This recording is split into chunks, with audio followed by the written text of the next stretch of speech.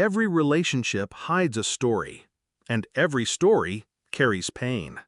Welcome to Cheating Stories Insights, where truth bleeds through words. She said it so easily, like flicking away ash from a cigarette. Your family's issues aren't my burden. The words didn't sting at first. They just settled, like dust after an explosion. Quiet, fine, poisonous. My brother had called earlier that day. His business had collapsed. He needed somewhere to stay. A few months, maybe less. I looked at her as she scrolled through her phone, not even looking up when she said it. The coldness in her voice wasn't new, but that sentence felt different, final. "You're completely right," I said. She smiled faintly, relieved that I'd finally understood.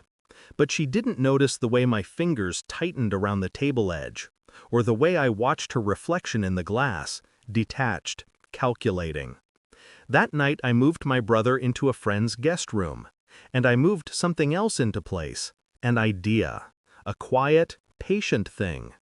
Because cruelty always sounds casual the first time you hear it, and people like her always forget it echoes back eventually. I met her sister 3 years before this conversation, at our wedding. She was softer, more grounded, the kind of person who listened when others spoke. But she was also the kind my wife despised, sincere. They hadn't spoken properly in months.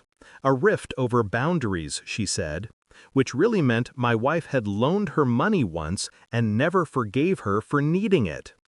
I'd learned long ago that my wife believed kindness was weakness, that empathy was a performance, and love a form of leverage. So when she dismissed my brother's plea that night, I watched her closely. How she looked pleased with herself.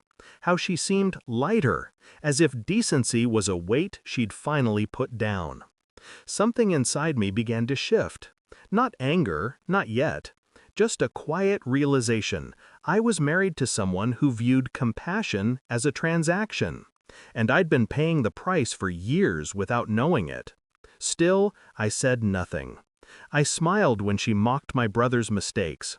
I laughed when she told her friends how men like him always fail. And when her sister called one evening, her voice trembling, asking if she could stay with us for a while, I waited, because I already knew what my wife would say. She came into the living room holding her phone. "Guess who just called?" she said. Her tone was light, but her eyes were sharp, always watching for my reaction. "Your sister?" I asked.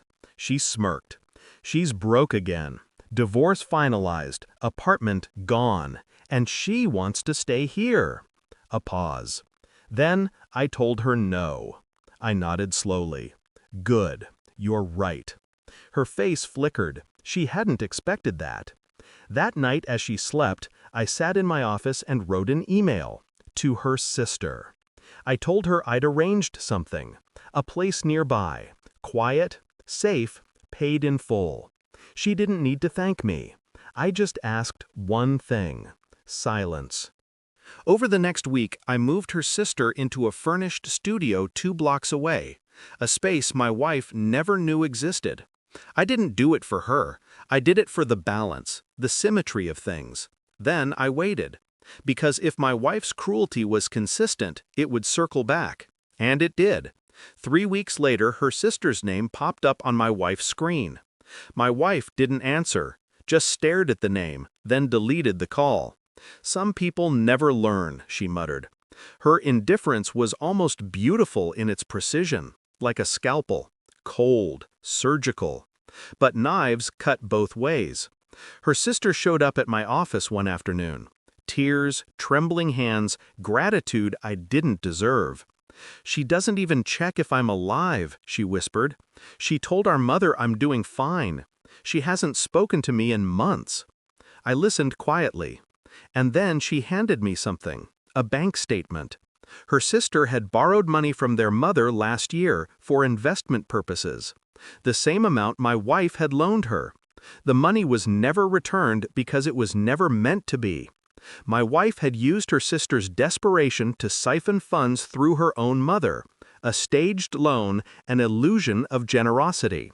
I stared at the numbers for a long time. It was perfect, almost elegant in its deceit. And suddenly, everything made sense. Her resentment toward her sister, her disdain for my brother, her disgust for anyone who needed help. To her, every plea was weakness, and weakness was something to exploit. That night I lay beside her, silent, as she scrolled through property listings on her phone. She smiled faintly. Maybe we should buy something near the coast. I looked at her. Maybe, I said. When her sister's car broke down outside our house a month later, I was the one who found her crying on the porch. I invited her in. My wife froze when she saw her. "What are you doing here?" she hissed. Her sister looked small. "Not my problem," my wife cut in. "I told you not to show up here." I watched her. The way her words sliced through family without hesitation. The way she turned to me, waiting for support. I gave it to her, in silence. "I agree," I said. "Your family's issues aren't my burden." The words hit her like static, a memory replayed out of time. Her smile faltered. "What?" I turned to her sister, calm, collected. "You shouldn't stay here. I'll drive you to your place." Her sister looked at me confused. My wife looked relieved. "Until," I added, "the one I've been paying for." The air shifted. Her face drained. "What did you just say?" she whispered. I didn't repeat it. I didn't need to. I handed her sister the car keys, then looked at my wife one last time. "I learned from the best," I said. Then I walked out. 2 days later, her sister moved permanently to another city. She left a note, "You're not